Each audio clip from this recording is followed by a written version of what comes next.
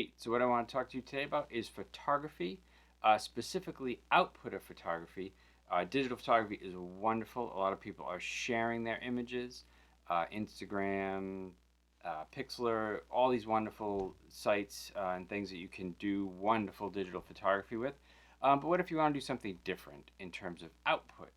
And that means creating handmade images, whether they are things like transfer images that we'll talk about, or actually going in and hand manipulating photographs and creating something different and unique. So that's what we're going to talk about. And the first thing I want to talk to you about is actual hand manipulated prints, real photographic prints that you can go in and manipulate by hand, draw on, scratch into, make textures, make surfaces. Really cool stuff. So all you really need is photographs, actual prints that you can get made from places like Snapfish, Walmart, etc. They have to be real prints, not inkjet prints or laser prints or things printed out from a printer at home, but actual real photographs.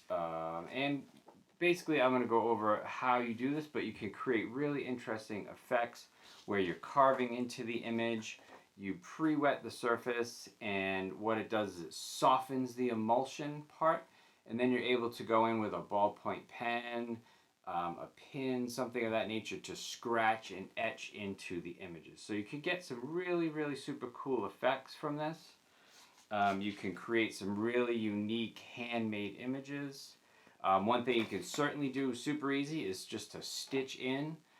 Take thread, yarn, whatever you have, pins, poke through and actually stitch into the image. I've had students stitch images together.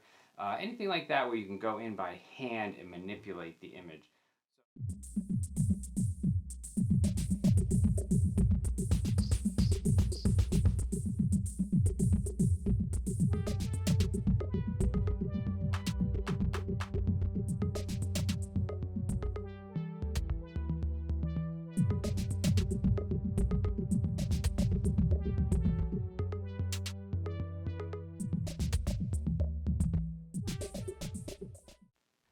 So here we have just a really nice, pretty simple plain image that I took of this mound here. And then just by wetting the emulsion, it softens it so you're able to go in and scratch into it. Here's another one that I made. I made these really cool funky lines. Just using a ruler, wet the emulsion, used a ruler and a ballpoint pen, and it scratches away. Sometimes the images will come out to be that kind of yellowish color. Sometimes they're whitish. I don't know if that's particularly the emulsion or the print. If darker images create the yellow, lighter tones create the white. So the next thing I want to talk to you about is something you probably do at home if you have an inkjet printer. Something very simple where you can actually, after you've printed the image, you just go in with water, a watercolor brush, something of that nature, and just start to paint in. What ends up happening is it reactivates the ink, and you get some really cool kind of blur effects, some textures you can kind of smudge into the image and create some really cool things of that nature.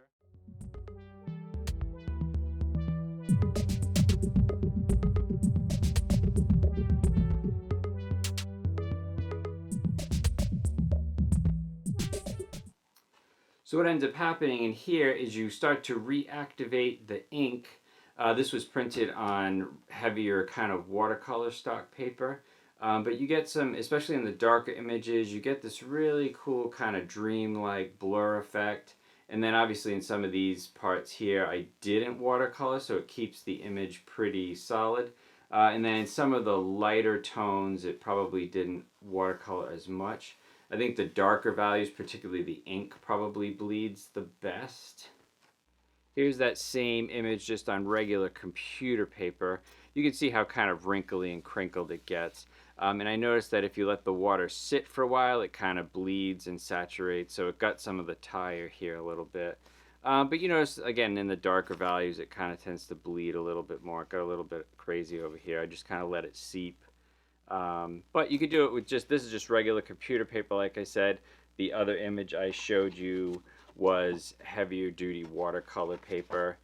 Gives a little, the colors are a little bit richer, a little bit more saturated.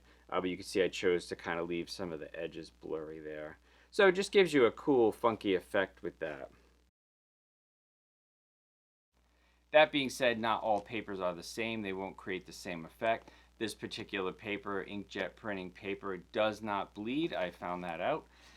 So what I ended up doing was I created a couple of different images. I created this, just a really nice solid print. And then what I did is I tried to create that same effect with watercoloring over it and getting the ink to bleed, but that didn't happen.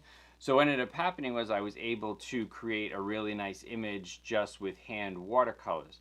So it used to be a really popular thing to hand watercolor images. So the next technique I wanted to go over is what's called image transfer. When you have a specifically laser printer or a photocopy machine, and you take one of your photocopies that you have, this is an image I created, and you're transferring the toner to a different sheet of paper. Toner is very different than inkjet. Ink is obviously water soluble, wet, liquid kind of thing. Toner is a powder that is heat transferred to the paper itself, the surface of the paper, so very different techniques. But with this good stuff, Citrusolve, which you can get at grocery stores, I got this on Amazon, obviously. Not obviously, it's, you get everything on Amazon, right? So Citrusolve is a citrus detergent that will essentially re-dissolve, if that's the word, dissolve the toner to then transfer it onto a different piece of paper. So with any printmaking technique, you're going to get a mirror image. So here is my original photo, little smaller size, and then here is the final product. So basically this image will then turn and face down. So you might want to go into Photoshop, Pixlr. You could probably do it in Word, just create a mirror image of something. So if you're doing text or writing, you want it to be a mirror image and be backwards so that when it then transfers, you can do it that way. So quick demo.